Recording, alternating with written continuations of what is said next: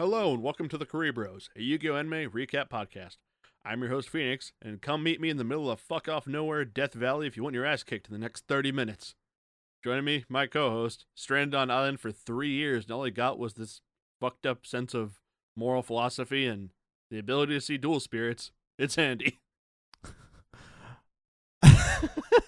That one got me. How you doing, Andy? Hey, I'm good. I was on a ship. I was shipwrecked for 3 years, and I fucked a volleyball. I'm sorry, Wilson. I was about to say something about stealing jokes, but who cares? They steal a lot of things in life. There's a lot of things being stolen in life, like art. Yeah. Fuck AI art. Our stance is fuck AI art. Yep. All right. Glad that we got that out of the way.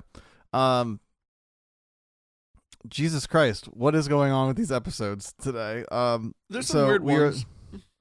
We are the Yu-Gi-Oh! Anime recap podcast, and last week we talked about my going bad and facing Joey, and then just kind of a get out of jail free card with Valen punching it. Yep. So that's a thing. And then now we're going to talk about the last guy who they like duel in the Beggar Gang, Rafael dueling the Pharaoh, and the Pharaoh just does a lot of really out of character shit in this. A lot of people do a lot of out of character shit in this, and everything feels backwards, like reverse. I said backwards, but it's more reverse. We've talked about that before we recorded. Yep. Yeah, Jesus Christ, like I'm like I guess we'll talk more, like we'll kind of give our thoughts about it as we go on, but like these felt longer than 4 episodes, I'm not gonna lie. I had remembered it being somehow more and less than it was. Yeah, I'm kind of the same way. A lot of this arc is kind of that. It feels like there's more to it, but also there is not. It's definitely falling into the trend of Yu-Gi-Oh! Filler has a good idea, but they don't have the writing talent or execution to make it as compelling as they can. I guess we'll kind of get into that as we go on for today, but there's a lot of head scratchers in this. Yeah. There's a lot of stuff that's like, it's kind of a cool thing, but also like we get a bunch of almosts. It's very almost. It's like there's almost some kind of like a compelling emotion to it where you kind of give a shit, but also. But then they like keep going, and you're like, wait a minute, what? I know, and it's only kind of. I feel like it's gonna just kind of keep going from there, if I'm remembering correctly. Yeah, it's weird. But you already said what we covered last week, or last episode. So you want to just get into this one since we stalled out talking before recording for an hour? I know, we really kind of stalled that out, but so yeah, we'll kind of just cut to the chase. These are gonna hopefully we'll kind of make this a kind of short one today, maybe. It kind of goes fast and then it gets slow and then it goes fast again. Yeah, let me. It's weird. See, yeah, it's only 6 pages of notes total, so this will be pretty quick. Well, I believe you were the one who starts it off, so yep. Why don't you go into Pharaoh's downfall? In the essence of quick, I am speed. Episode 155. Episode cold opens with the Pharaoh riding a horse through the desert to answer Raphael's challenge to come to the middle of nowhere Death Valley for an ass kicking. And Rex and Weevil, their dirty boys, are following behind him on a tandem bike. Which is supposed to be comedic, but is definitely not. Yeah, it's weird. Duke is also driving in his car with Joey and Tristan to go follow them as well. The Pharaoh finds Raphael on a mesa across a rope bridge, and upon crossing it, Raphael picks up 2 hand axes and throws them, cutting the bridge and trapping them both. It's weird. What happens if if he lost? Yeah. Or if the Silver Calcos wasn't involved in this duel? Exactly. What happens? I guess we just starve here. Whoever eats the other first. Jesus Christ. They'd have to get the fire department or something. I don't think the fire department comes to the middle of nowhere, Death Valley. I mean, they got a ladder. They maybe could. You never know. It's an emergency. Yeah. Who wouldn't help someone during an emergency? Can you imagine? No, never. Anyway, Raphael says he is honored to face the Pharaoh as a true duelist, and Pharaoh says that a true duelist wouldn't use their duel monsters for evil. Raphael says that evil is a matter of perspective, and from his point of view, Doma is bringing justice to the world, and as the sun rises, the two begin their duel. So yay, We have personal philosophy at stake. Yeah, it's weird because I don't know what I don't know what his motivation of thinking the world is evil, really, to be honest with you. He like has this whole thing where it's like, I love my cards and they did everything for me, but everyone else uses them wrong. It's just kind of like, it's not right. Not right. But it's not, but it's Rafael is very confused. He's very confused, and I think he's supposed to come off as a deeper character, but they don't really give him the time. Maybe they will later. Maybe like this is just the kind of because I do remember they kind of go more into it when they do the rematches, because there's obviously going to be rematches, and that so maybe it'll kind of flesh out a little better then, but it just isn't set up well enough where I care about the motivations or want to criticize them, or I don't know. Anyway, duel's beginning. Rafael has like a key aura, like in Dragon Ball Z, that just flares up every now and then throughout the duel. Which is, I guess, to signify he has dual spirit energy, like Yugi and all of them. Yeah, it's weird. Anyway, he's first, and he plays Guardian Treasure, which lets him discard his entire hand and then draw 2 cards.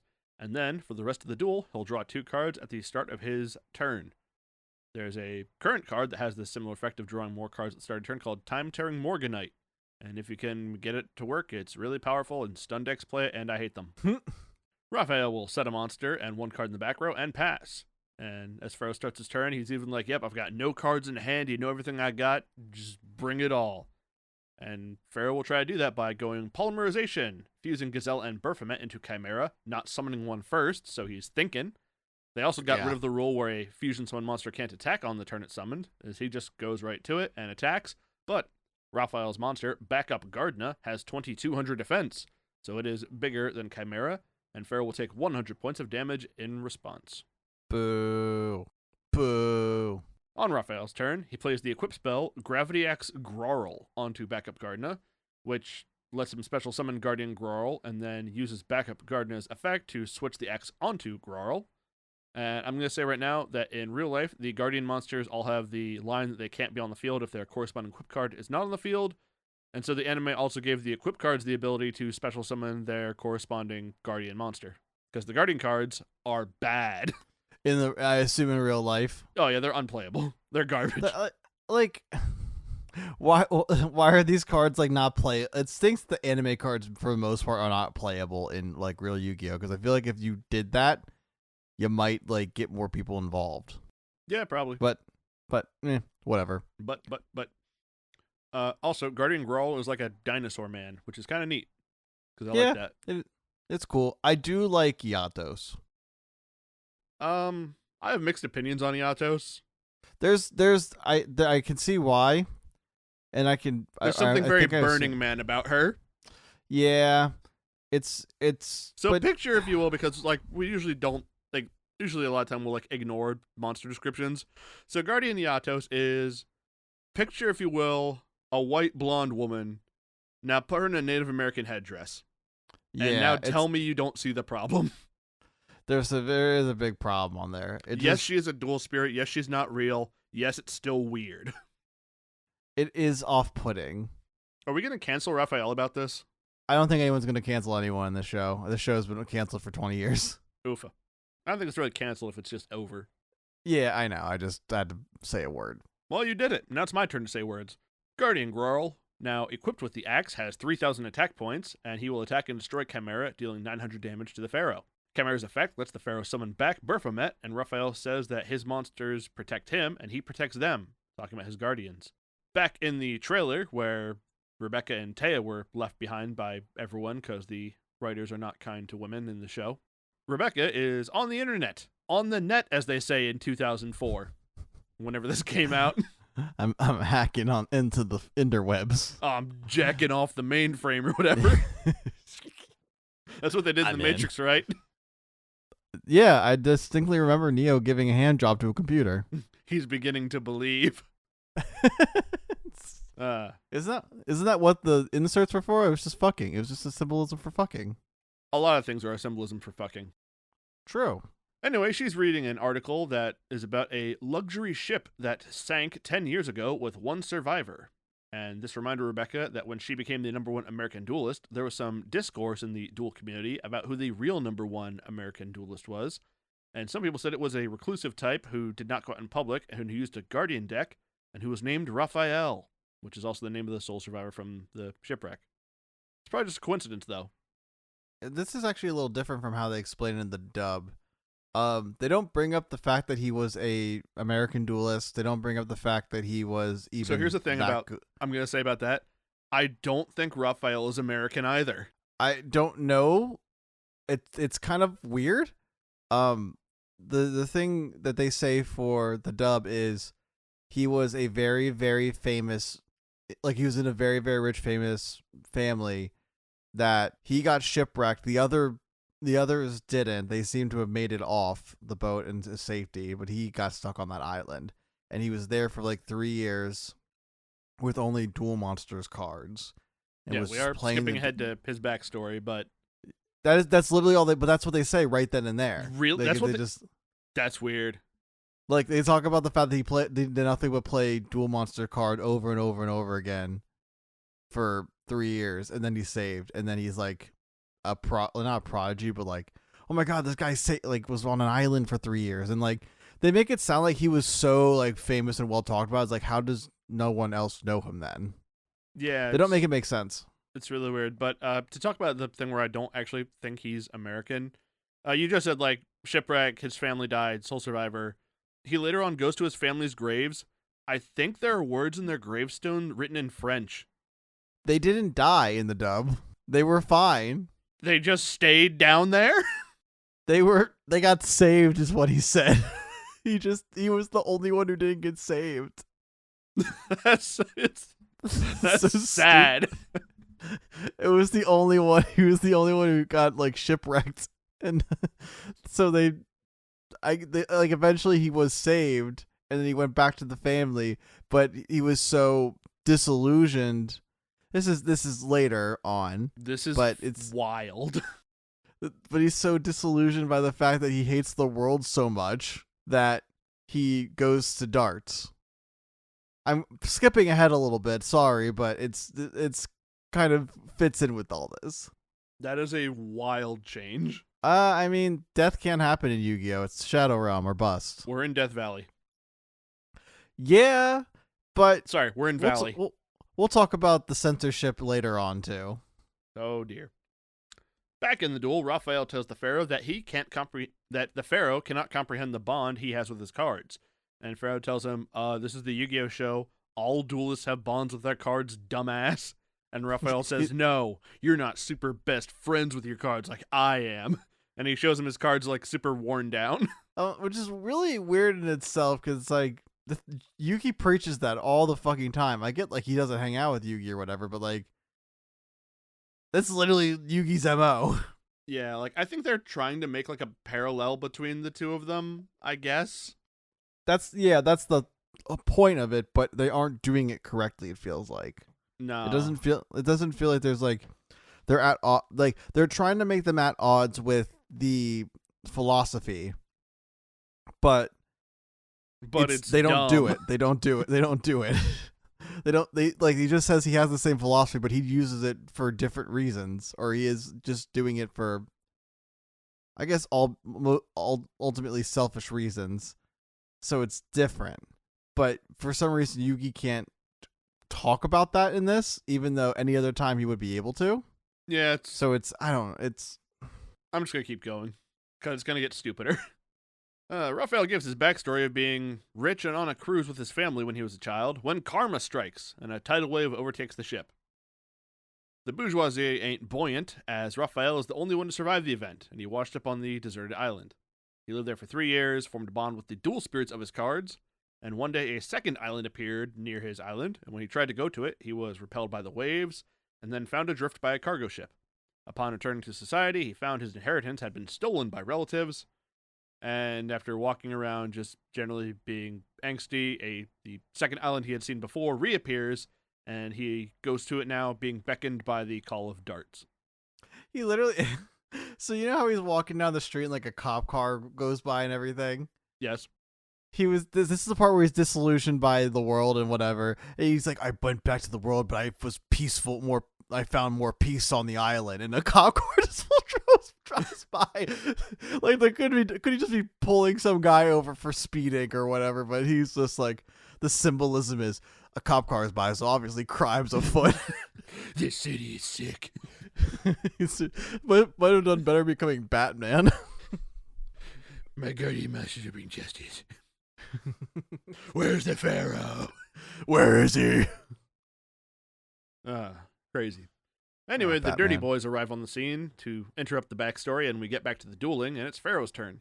He plays 5-star Twilight, which lets him tribute Baphomet to summon the 5 Kuribo brothers. Woo! Yeah, the 5 Kuribo brothers. Woo! Love them. And actually, I'd wanted to bring this up before, but they are Kuribo, everyone's favorite, the classic. Kuriba, which is like a lavender one. Kuribi, which is a pink one. Kuribu, which is a white one. And Kuribe, which is a green one. Yeah.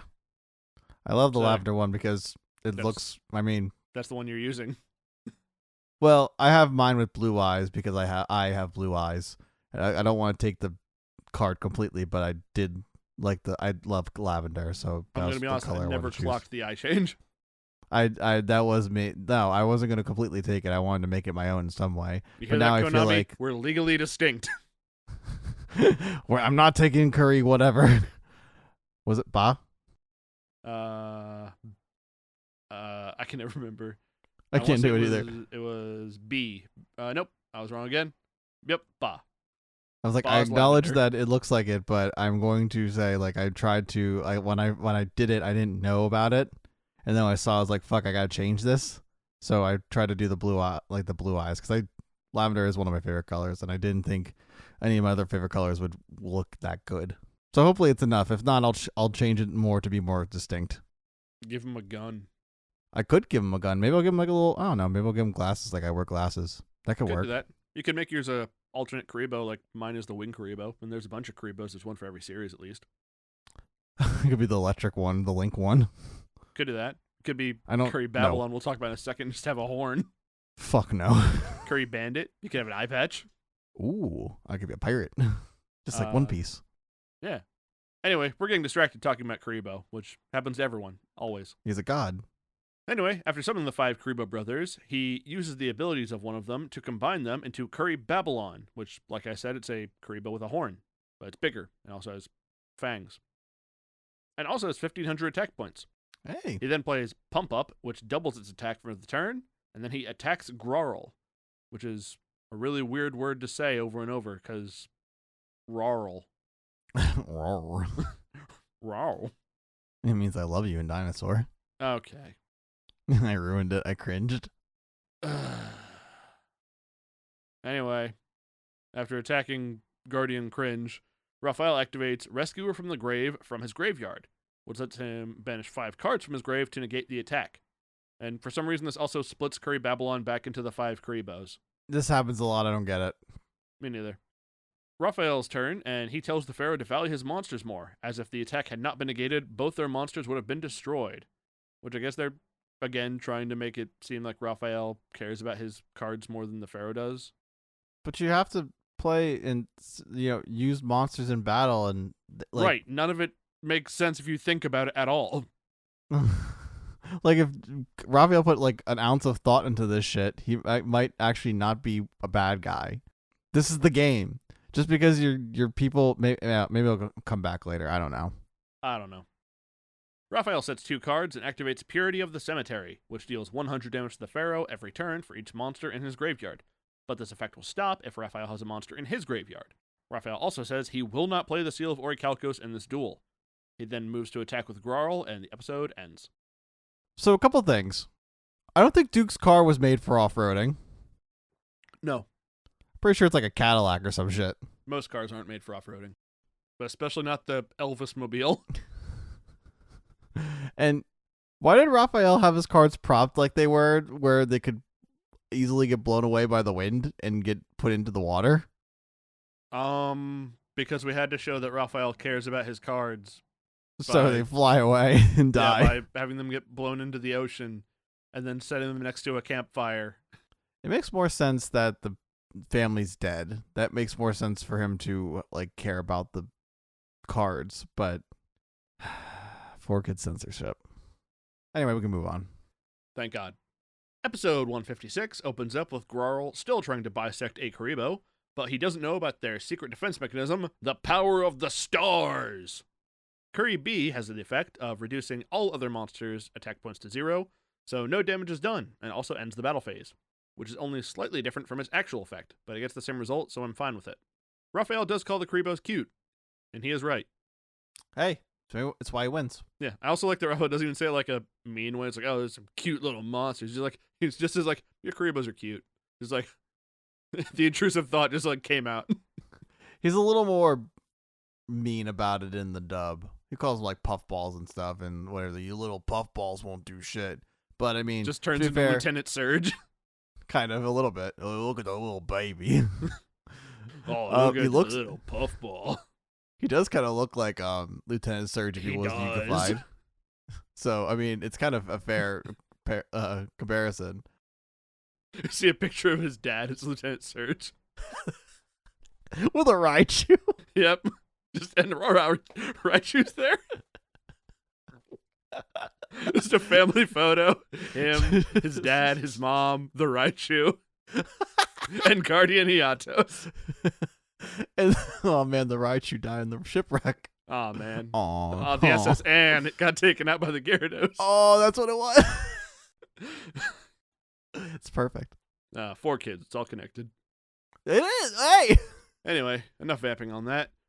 Duke destroys a bridge with his car trying to get to the duel. Rebecca and Taya talk about Yugi having 2 sides, his regular self and the Pharaoh, and how together they're unbeatable. Uh-oh. That's very foreshadowing. Red flags! Big red flags! I was watching Solo Leveling, as I was telling you, and there's a part in it, and I hope this isn't too much spoilers, but it's like a real life D&D in a way. So there's like a party, and the party has a healer, and the healer's a very good healer, and they're like, as long as we have this healer, we're doing great. As long as I'm here, I'm healing you. As long whatever, the healer dies. They said the parts out loud. You don't do that. They literally, it was like as long, like they're literally getting thrashed. He's like, okay, as long as we have our healer there, you're good. And then the thing bites the healer's head off.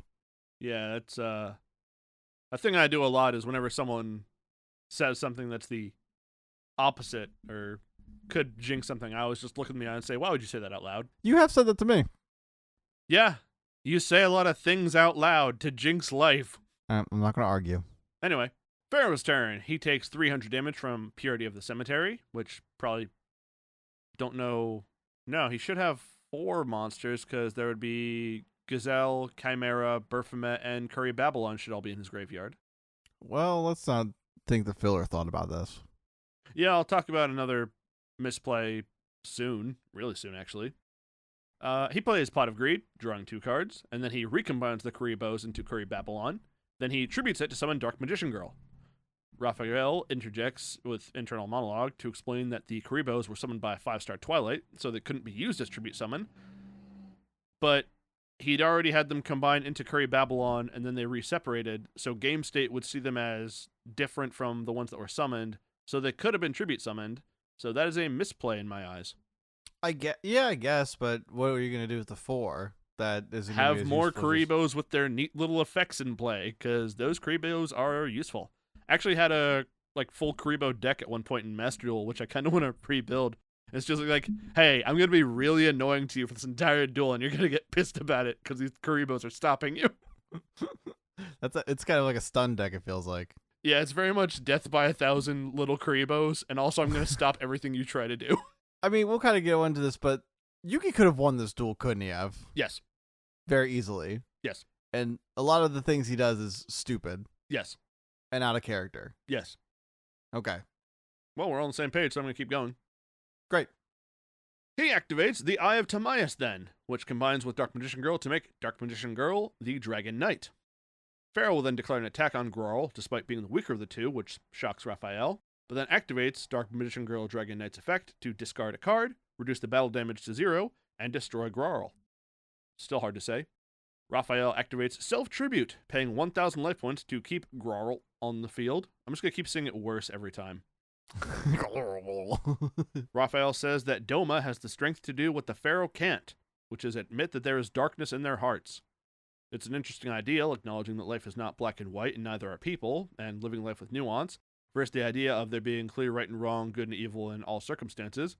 Unfortunately, we're not going to get into the philosophy of this, since this is an anime about card knit games. And Rafael says Doma's plan is to reduce the world to nothingness. So you kind of invalidate your argument by saying we're gonna blow up the world. I know, it's so frustrating. It's like it's like the Wonder Woman movie, the first one, and we could talk about Gal Gadot and everything with that another time. But like, how frustrating is that first movie in the sense of it has this whole setup where it's going to do this theme, and then they completely invalidate the theme by the third act. Yep. Frustrating. Yep. So it's the same exact thing, it feels like. Yep. Rafael goes on to explain that Doma is a group that used to be observers of history, and they also intervened to steer mankind towards the future that they wanted. But free will happened, so they're upsetty spaghetti about it, and rather than acknowledge nuance, nice hypocrisy in your philosophy there, they throw a tantrum and flip the table on it all. Love it.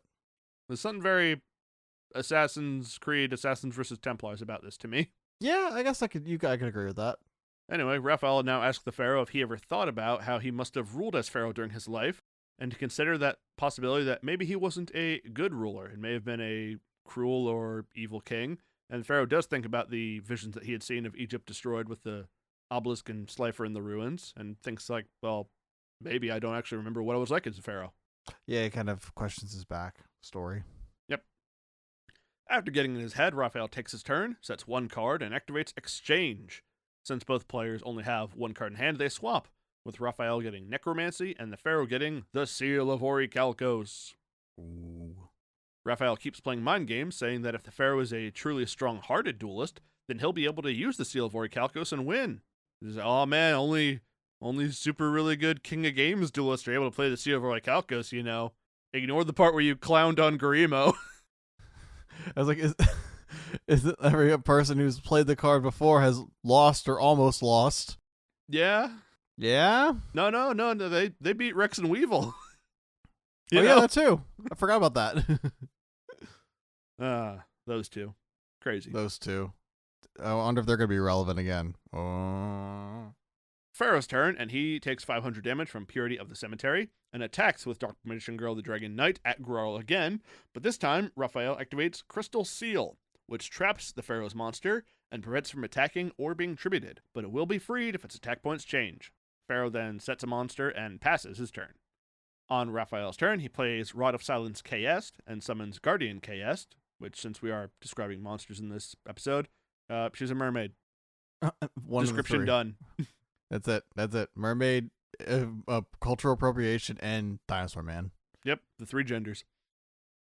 He then attacks with Grarl at the Pharaoh's set monster, destroying Big Shield Gardna, and then Guardian KS attacks directly. I don't know how, since the Pharaoh still does have a monster on the field, and KS's effect is not about being able to attack directly.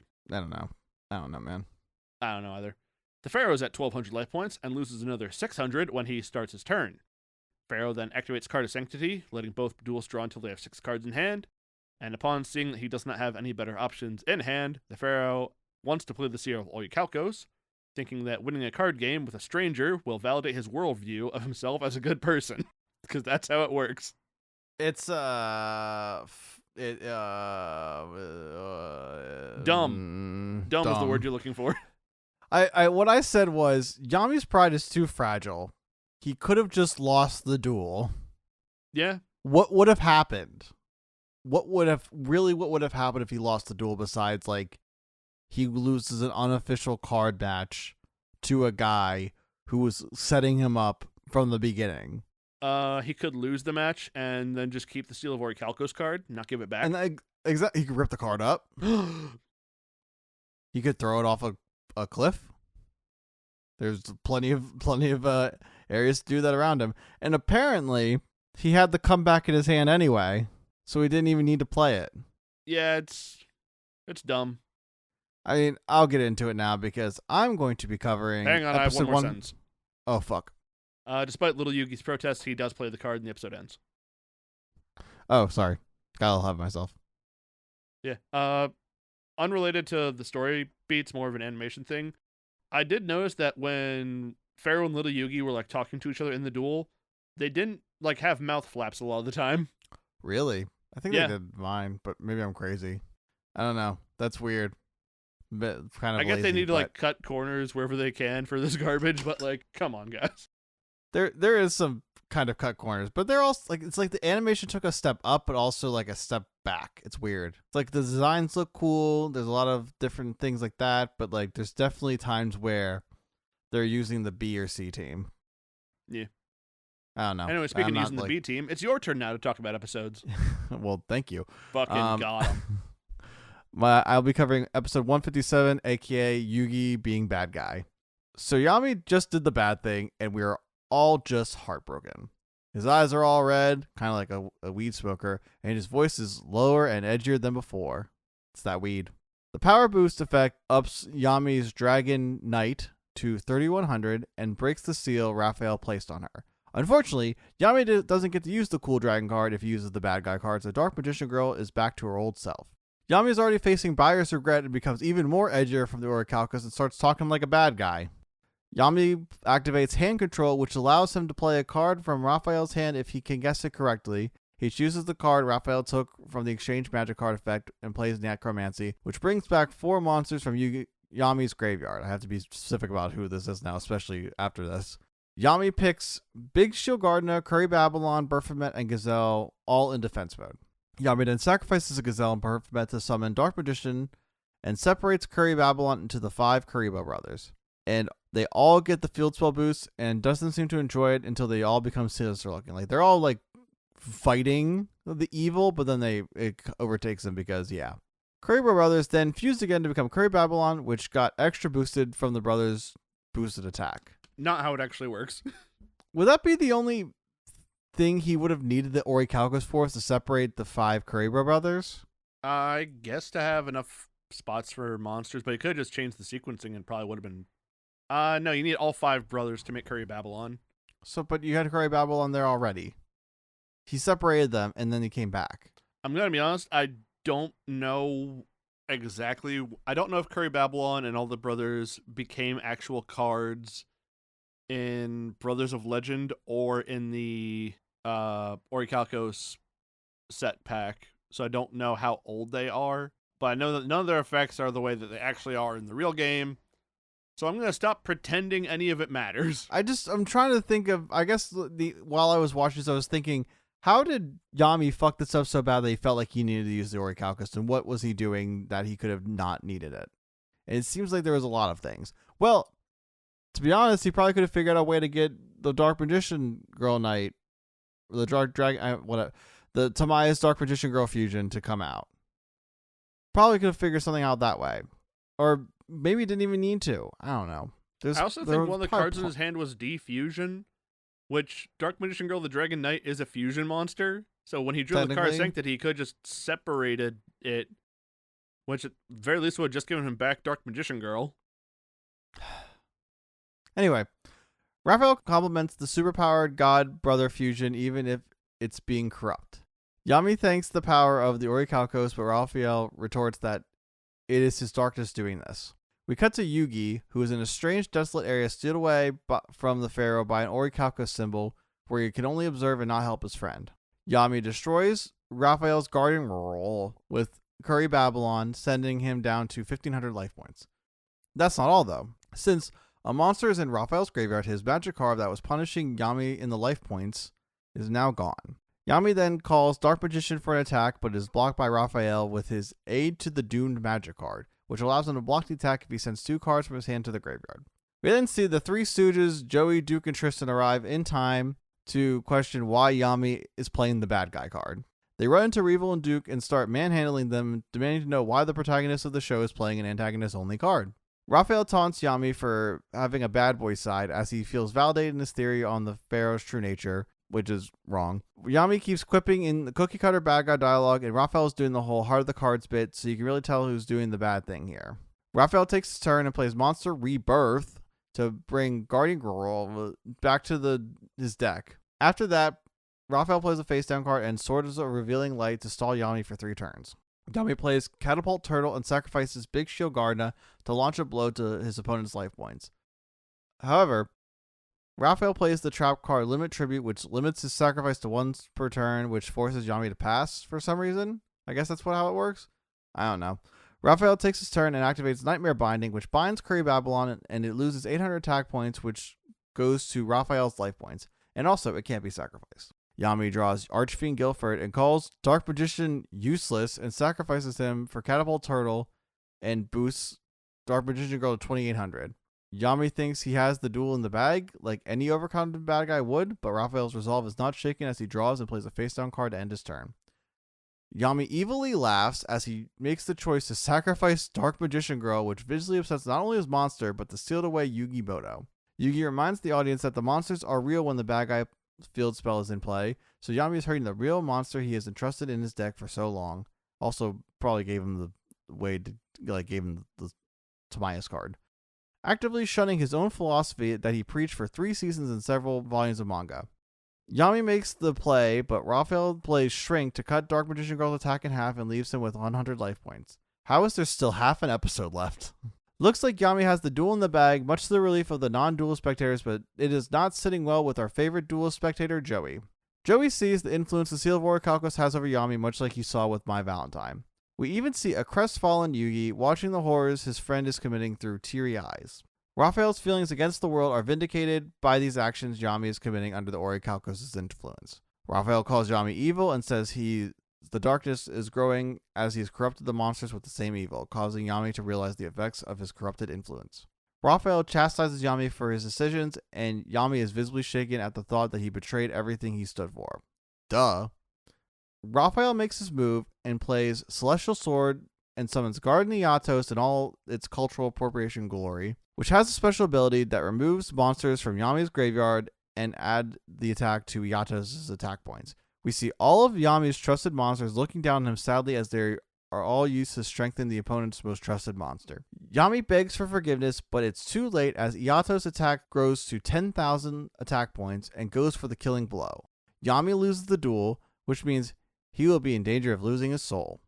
As the Pharaoh sulks in his defeat of not only losing his soul but losing himself, Rafael is excited at the thought that he will bring enough power to bring back the Great Leviathan or whatever it is in the sub. Yugi Moto has other plans though, as he uses the power of the Millennium Puzzle, which was established to be powerless against the seal until now, to break the seal. As the seal closes in on Yami to take his soul, he hears Yugi's voice as he is pushed away by his partner. Yugi protects Yami from being sealed as he sacrifices himself so Yami can save the world. Yami collapses to the ground as the spectators watch. Rafael takes the seal of Orichalcos and the necklace that was around Yugi's neck for the Orichalcos and drops Yami's body off to the spectators as he is flown away via helicopter. Why didn't he take the puzzle? I don't think you need it. Why right, do but you he need thought it? he killed him, and so, what better trophy? I don't think he's looting like D&D. Steal his drip. I think he thinks that Orichalcos is more powerful. I don't think he cares. The gang circle Yami as he comes to his senses and wakes up. Joey asks how Yami was able to survive the penalty as a shaken Pharaoh cries as he breaks the news of Yugi's sacrifice. A truly low point for our protagonist as the episode ends. Meme ending. It should have been me, not him. Oh yeah, I said something about that somewhere. Anyway, yeah, it should have been me, not him. Oh, I said for something else. I forgot about this was I did forget that was a meme thing. Rips. Until now. I'm thinking about a different meme that's coming next time we in the next batch of episodes we'll cover. You know the one. I do. Anyway, you have any comments? You want me to just move on? Keep it going, buddy. This one will be quick. Either way, we are now in episode 158, so what seems to be the trend is we'll have a big thing happen, and then we'll have maybe one episode of just break bullshit filler padding. So this is that. I thought there was going to be more to it. I thought there was going to be something else too, but I guess that happens later. Maybe it's in the next batch of episodes we cover. But in this one, we cover episode 158. We open the episode with the Dud duo trying to catch up to the bad guys so they can get their hands on the bad guy card, even though they literally watched what happened to those who use it and fail. They're able to grab onto the rope ladder, they literally Evil Knievel launched themselves off a cliff and were able to grab onto the rope ladder and fly away with Rafael and the others. It's quite an impressive jump for them. It is, especially on a tandem bike. Question. What? Does Rafael see them and pull out the knife in the dub? I think you can answer that question yourself. I don't think he does, which is a bummer, because he looks down, sees them, and pulls out a knife. He goes, these annoying fucks are here. That's great. Now I'm going to have to deal with them being annoying and not do anything about it, apparently. Yeah, in the sub, he, like, sees the knife and, like, either to kill them or to just cut, like, the rest of the ladder. And they're like, wait, we want to join you. And he's like, yeah, all right. See where this goes. All right, let's see what happens here. Now, he's more annoyed and, like, feels they're just gnats in his face, which is kind of true because they're just annoying. Anyway, we cut to Tay and Rebecca sitting back at home base because girls can't do anything as the rest of the gang returns from the trouncing of the King of Games. Yami has to break the news to both Rebecca and Taya, who take the nose as well as expected. Badly. Rebecca is like, it should have been you. It should have been you. It should have been you, not him. Literally. Yami is licking his wounds as he reflects on his mistakes and what they cost him. This is a side of Yami we have not seen before, as he never fucks up this bad. He did almost potentially kill Kaiba that one time, though, but that's neither here nor there. Yeah, but that time we had normal Yugi to process that. Exactly. Joey is tired of the sulking and tries to stab Yami out of it by grabbing him and then magically making him appear on the floor because nothing violent happens here. He punched him. No siree, Bob. Nothing violent. He punched him. He punched him. Joey he literally brushes his cheek off too. Like they don't even they don't even try to hide it. It's like, didn't they do like that same thing in like season 1 with him and Tristan? Yes, they did, exactly. But they like at least like acknowledge that he like pushed him or something. They just like he grabs him and then it cuts to like reaction shots and the next thing you know he's on the floor. No, I'm gonna go to him. I'm gonna push him. Push him. Oh my god. Hey, I'm new in town. I'm a duelist. and I single. got Yeah, Joey is single, unfortunately. I guess. I don't know. Who really cares? Joey takes the active approach, which Duke tries to take credit for, like he wasn't begging everyone to play his dice game like 5 episodes ago. Tristan has a rare W, which really makes me weird to say, but there's a lot of weird things happening in this. But he calls him out for being like insensitive, and I was like, okay, I see you, Tristan. That's fine. That's the appropriate time to do that. Yami tells him to knock it off, though, as they can't be fighting with each other or the bad guys truly win. I guess. Whatever. We cut back to the Dud duo with the bad guys who arrive at one of their bases, one of the expensive skyscraper meeting rooms they own, whatever. It's like a mega building with the Seal of Orichalcos as a logo. So stupid. They walk into the meeting room where Rafael reforms Darts of his victory, thinking he bested the Pharaoh. Darts then informs Rafael of his evident failure in capturing the Pharaoh as Valen comes in the room. Rafael is shocked by this revelation and begs for another chance to fix his mistake. Then, the Dud duo tried to grovel the dirty boys. They're fucking just losers. Try to grovel at Darts' feet as they want their power for themselves. They want their revenge for their humiliating defeats in the Duelist Kingdom, as we see flashbacks, and their fall from grace. Darts decides to test to as he tells them to hold the Orichalcos rock fragments. If the stones accept them, they are part of the team. If not, well, probably guess what happens then. They are able to grab the stones, much to everyone's surprise, and kind of ours probably too, in a way, even though we know the plot's happening. The biker squad lead them to a room where every dual monster card ever produced for the Dud duo, like it's like they have a big room. All the cards in the world are available at their disposal, so they can beef their decks up with the best cards. They do ask, do you guys have every card? And they say, yep, everyone except for the god cards. They say you can't get the god cards. They in mine. They don't say like we have everything or what, like they just say, yeah, we have everything, just god cards are off limits. And they're like, what? Are you kidding me? Darts then orders them to get both the souls of Yami and Joey, which they bow in compliance towards. Like they're just completely, all right, we're on for it. Something I've forgotten to mention, when Rafael is like flying away from the helicopter before, when he does like, he calls out Joey and says, I'll deal with you next. Which is weird. What? Yeah, which is weird because no, you don't. Valen called dibs. Valen called dibs. Yeah, Valen called dibs. Mike called dibs. Everyone has dibs except Alistair, who doesn't know who Joey is. Everybody wants Joey this time in this one. Joey's more hated in this one than Yami is. Damn, I'm catching strays, Yug. Damn, Yug, what did I do? I'm just a Why you say boy. fuck me? That's what the fuck you say fuck me for. Oh my god. We cut back to the gang trying to figure out how to stop these challenging foes. Like this whole part is just like feel like a whatever. Joey wants to take action, but they need a plan as they don't have the resources from Rebecca's grandfather's research, who wakes up and joins the rest of the crew. Rebecca's grandfather tells them that this evil is a descendant from Atlantis and that they wanted it to keep that history a secret, like the Atlantis history. Atlantis had a peaceful utopia that was corrupted by an evil king who Yami starts to believe is related to him or is him, whatever, which causes him to question that past. Rebecca's grandfather tells the gang that there are copies of these scriptures, though, at a museum in Florida, so things are just getting worse. Because now we have to go to Florida. We cut to Kaiba, who is learning about his company's stocks plummeting and being bought up by a secret investor. Kaiba believes it's Pegasus, but we all know it's not, as he is the dead. Even Mokuba sees that he thinks that it's related to Alistair, which Kaiba does kind of agree with, but he's like, I think there's more to it, which there is, but not where he's going. Kaiba gets a call from Joey, who takes it, much to everyone's surprise.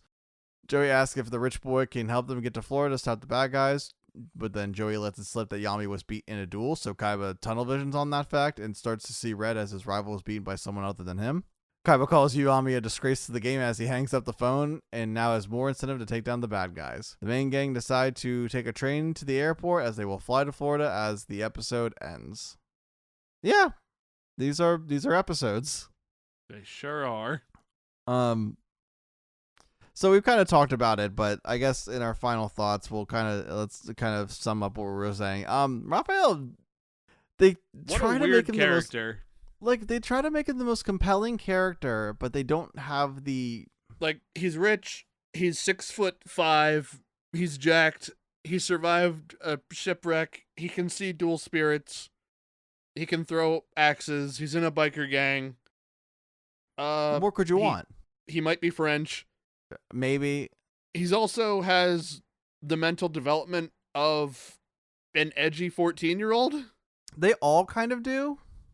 Yeah. Like Valen and Alistair too. But at least I think Alistair's motivations make... Obviously he's confused and is like... Alistair's mad about war crimes. That makes sense. He's using Kaiba as a catalyst for the fact that Gozaburo is a war criminal, and he's just taking it out on Kaiba because that's the closest thing to revenge he's going to get.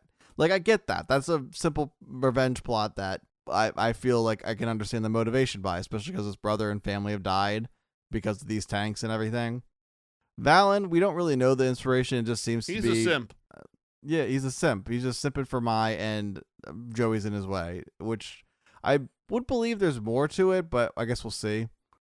This is stupid. Rafael's is stupid. He's supposed to be the most serious and compelling character of this, and he's truly just, I hate the world, fuck the world, nothing will ever fix it, blow it up. But also, I love my cards more than you, so I'm the good guy. Yeah. And talking to Yami for 5 minutes instead of dueling probably would have changed everything. Yeah. He should have talked no jutsu to him. That would have worked. Would have been the one time Naruto was right. Yeah, we don't do that in other shows. It's I think we have to talk this one out, Yami. Damn, I wanted a duel. Other than that, it's and then just Yami doing what he does. I get that there's supposed to be the whole point of the Orichalcus is influencing him, so he's out of character that way. But he was acting out of character from the beginning, it felt like. Yeah. It just didn't seem like he was playing like he normally does. And I guess that's the whole point, but it just felt so jarringly out of place. It's it reminds me of everyone, when everyone was talking about when Daenerys in Game of Thrones, decides to scorch earth everything out of nowhere in the last few episodes of the season, or the series, I should say. Yeah. And now she's this mad woman king thing. Yep, it's I'm evil now. I am this now. Because we didn't write an ending. It's poor setup, and it's not really... They keep trying... They're trying to, kind of work around it, and they're not doing a great job. And it's kind of evident in that last episode, because they're trying to kind of really, make Yami have some sort of inner conflict of his morals and everything. But it doesn't feel organic, or... because he's never felt that kind of way before, where he's ever felt like he could have been evil king. And I get that maybe Raphael's kind of putting that thought in his head, but most of the time he's pretty steadfast on his feelings and is confident in himself in that way. So just kind of like having one guy be like, well, maybe you aren't, just doesn't really work. Then he goes, for me. oh, fuck, maybe I am.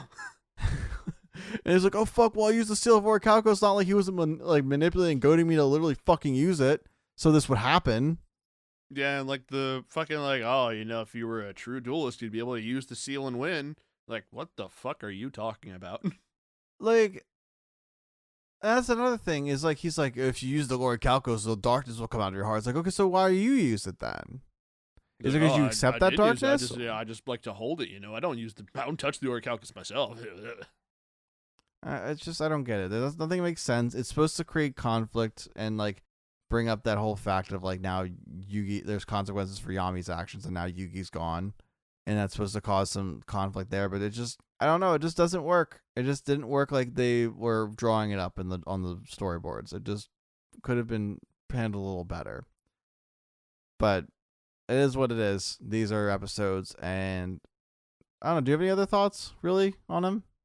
No thoughts. We literally said we keep this shorts, but we've been like talking about everything for a while now. So it's just like, yeah, I don't know. These were episodes. If we're kind of done, I will move on to what we're going to cover next, which is obviously Duelist Kingdom rematches, but with a Steel of the Orichalcos twist, as Weevil will face off against Yugi, who is obviously reeling from a lot of things, and we'll get to see kind of the fallout of him doing his first duel after facing an L and feeling like he's an evil guy. And Joey will face off against Rex Raptor. And they'll be I don't know if they both duel on the train. I know Yugi and Weevil does, but I don't know about the other two. No, they don't do. Joey and Rex are not on the train. I think they got like kicked off or something or whatever. They get separated. Yep. It's either way. We'll talk about that next episode. It should be fine. There's gonna be a great meme involved in it. If anyone knows what we're talking about, good on you. If not, we'll definitely not shut up about it. Probably next episode. We also have one bit of story episode in that chunk too next week. Is this the where Yugi comes the bullshit in the desert? Yes. Yeah. So I thought that's what this past episode was supposed to be, but I guess I was wrong. No, we get to look forward to that. Aren't you excited? I will say this isn't as bad as Noah's Ark yet. Oh no, God no! This is still leaps and bounds because we didn't introduce 5, 6, 7 more characters to deal with. They're like, here's 4. You get 4 more characters. You get 4 characters. They all have a guy to face. People you care about are gonna duel. Yeah. There's no Tristan. There's no Serenity. There's no whatever. It's Joey faces a guy. Kaiba faces a guy. Yugi faces a guy. Yugi and whoever will face off against the bad guy. We didn't do this in the middle of another season. Yeah, it's its own season. It all stands alone on itself. Like I said, these fillers have a good idea, but they don't execute them properly. Also, this filler is like the start of a trend of their keep adding more ancient civilizations to the Yu-Gi-Oh lore. Really? I thought this was the only one. We have Egypt, we have Atlantis, we have whatever Jaden had going on, we have the Crimson Dragon 5Ds and all that stuff. You're talking about like, yeah, I got you now. I thought you were just talking about in the original series. Yeah. Oh well. But either way, that's what we got. Socials. Twitch.tv/Phoenix Farce, YouTube.com, Phoenix Farce, upload, stream, casual gameplay, mostly Yu-Gi-Oh! Master Duel. Come by if you feel like it. Watch the replays on YouTube. They're put up same day. EP. There's playlists. I'm on Instagram. It's not a Papasurgy anymore. It is Art by Papa, but POPPA and an underscore. I'm also on Tumblr. I think that's also called. I think it's just called Papa-Art on Tumblr, where I just post all my art there. And I'll post anything else. Either way, there's I think there's some other projects in the work now that I'm actually trying to get off the ground. So I'll talk about those more as things go on, and maybe they'll already be out by the time this episode goes out. We'll see. You can find us on Instagram at Kuribros. You can find us on Twitter at _Kuribros. You can find us on YouTube. YouTube videos will get uploaded when I can get them uploaded. I'm sorry, I'm a terrible person. And then yeah, we'll figure that out as we figure it out. That's really it for me. I'm signing off. My name's Andy. I'm Phoenix. Giddy up, and it should have been me, not him. Guardian.